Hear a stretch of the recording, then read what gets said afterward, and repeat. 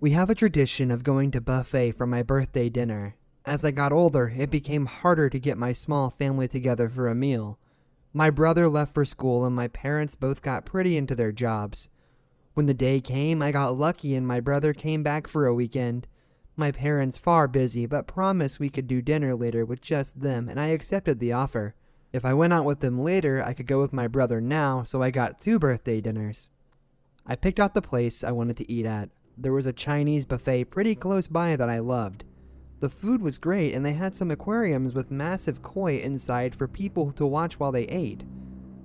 The place looked beautiful as well, the entire restaurant covered in red and gold, making me wonder why it wasn't a more popular spot. The hostess silently directed us to an empty table. Besides the workers, we were the only ones inside. For how good the food was, I felt bad that this place wasn't packed. We got our drinks and went to load up our plates. The dinner was fairly normal for a while. I roasted my brother in the way only a little sister could. He pretended to be annoyed but had fun hanging out after being away for so many months. We tried to stay quiet though so we wouldn't disrupt the server's slow night shift. I swore I needed to come by this restaurant more often after eating 2 plates of different meat dishes. The food had no reason being this good. Soon I started to get full, leaving a few pieces of mushrooms and noodles on my plate. My brother had half a slice of cake on his. We sat and talked for a few more minutes, waiting for our stomach to settle before attempting to clean the last few bites. As we talked, someone else came in and sat at a table near ours. I glanced over at him, unable to help myself. I've never seen a person like him before. His skin dark, but hair golden. His eyes a bright blue, almost white.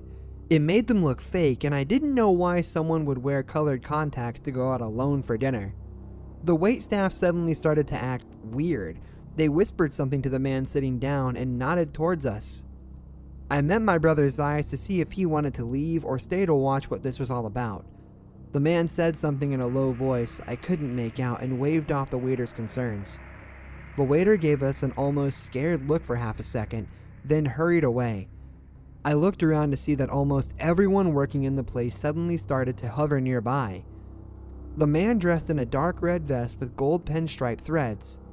His shirt buttoned up all the way to his chin, making his neck look stiff. He rolled up his shirt sleeves to the elbows in such a neat way and buttoned them in place with glittering golden buttons. We both did our best to not stare, finding it hard. He didn't seem to notice the other 2 people looking at him. The stranger sat stiff and proper, waiting for something. The server came over with 2 plates in his hands, piled with stir-fried rice and some sweet and sour chicken. I gave my brother another look, wondering who this guy was that made him so important a buffet server would bring food to him. The plates were set down and the man started to eat, then more servers came over. My mouth dropped open as more plates were set down. Soon the entire table was covered with dishes overloaded with different kinds of food. I couldn't finish even a plate and a half of what had been placed down in front of this man. Did this guy have any friends coming by? No. The table he sat at could only hold 4 people. This was way more food than what 4 people could eat. In the time the plates had been set down, the man finished the first 2. He set the cleared plate aside and the server scooped them up for more to be set down in their place. This man wasn't big. He looked rail thin, and yet he already ate more than what myself and my brother did in 2 minutes after sitting down. We should have paid our bill and left, but we sat in our seats transfixed at the sight before us. We no longer tried to hide staring at this man eating. Another 4 plates set aside, and the servers were sweating. They were acting as if a wild animal came inside but needed to act professional serving it. The music that played over some sort of hidden system cut out, letting us hear the sounds of his cutlery against his plates, and faintly a dishwasher running somewhere in the kitchen. Oddly enough, the man wasn't making any disgusting chewing sounds. Well, until he got to the shrimp plate. The restaurant served whole shrimp with the head still attached. I've never tried eating them before. The man didn't take the heads off, he just shoved the whole thing in his mouth, and I could hear the shells crunching as he chewed. I already lost track of how much food he'd already eaten. I caught my brother's eyes again and he mouthed the silent, "What the f***?" His face pale, and I assumed my own expression was the same look of horror. The strange man got to a place of some sweet and sour short ribs. They honestly were my favorite things served at the restaurant, and I tensed up waiting to see if he ate them the same way he ate the shrimp. Shells were one thing, but bones? There was no way he was going to eat the bones.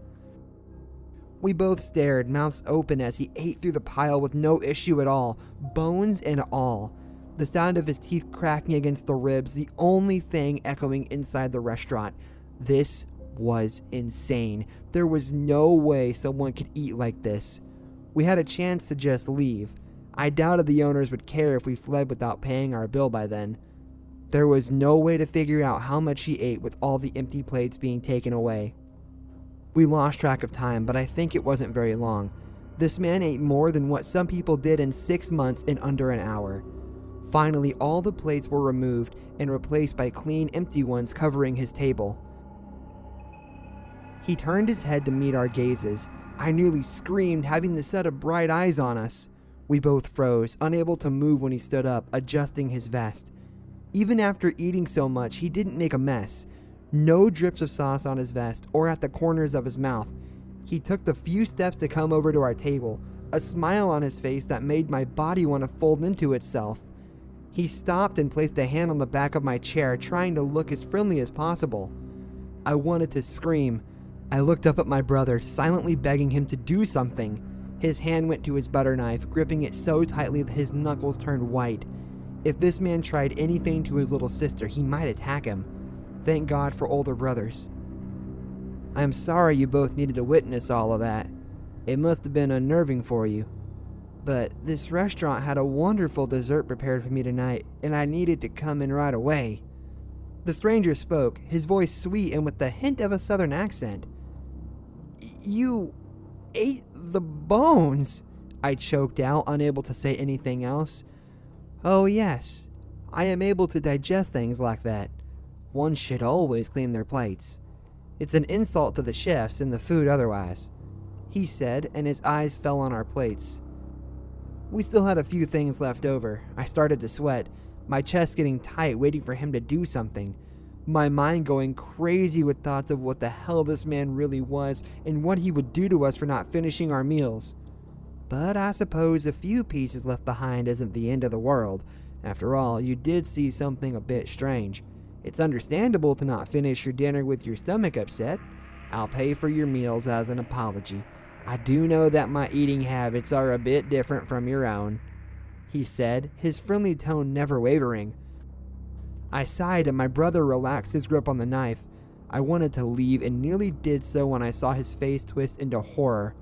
He saw something before I did, and I heard a sound of muffled screaming. I tensed again, praying that if I didn't move, nothing would happen. The sound got closer, and out of the corner of my eyes, I saw the servers dragging a bound man through the empty dining room. He struggled harder when he got closer to the table of empty plates. His pleas for help hidden under the cloth stuffed in his mouth and wrapped around his head. Oh, there's my special dessert now. This one was found trying to climb into a window of a child in the dead of night. It seems that wasn't the first time he's done so, just the first time he was caught. My dinner threatened to come back up hearing those words. I let myself watch the servers place the struggling bound man on the table and on the plates. He broke a few as they forced him still. He kicked and thrashed, causing some of the broken shards to cut his clothing. The stranger didn't mind. He turned from our table to go back to his with a new meal. I only stayed long enough to watch the stranger's mouth literally unhinge from his jaw. I knew he wouldn't eat his dessert as neat and proper as he did with his dinner. I grabbed my brother by the wrist and dragged him out of that place, letting out a small scream when I heard the first sounds of the stranger biting down. We got into his car and got the hell out of there, neither of us speaking. We didn't even notice my brother accidentally stole the butter knife until we got back home. We threw it out, not wanting the thing in the house. It took hours for either of us to finally speak to each other. Do you want to go to the movies instead of dinner for your birthday next year? My brother asked in a shaking voice. I nodded, agreeing with him. It sucks that I could never eat at that restaurant again. I really liked their sweet and sour short ribs.